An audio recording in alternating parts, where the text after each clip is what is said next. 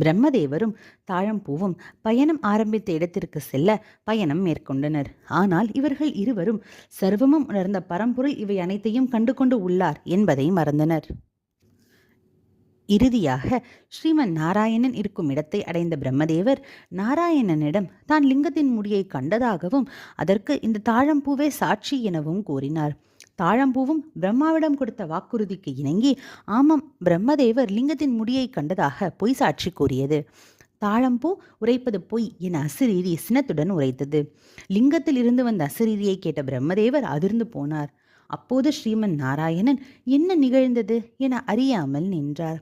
பின்பு பிரபஞ்சத்தின் ஜோதிலிங்கமானது சிவபெருமானாக காட்சியளித்தார். ஆனால் சிவபெருமானை காண இயலாத வகையில் ஒளியானது பிரகாசித்தது.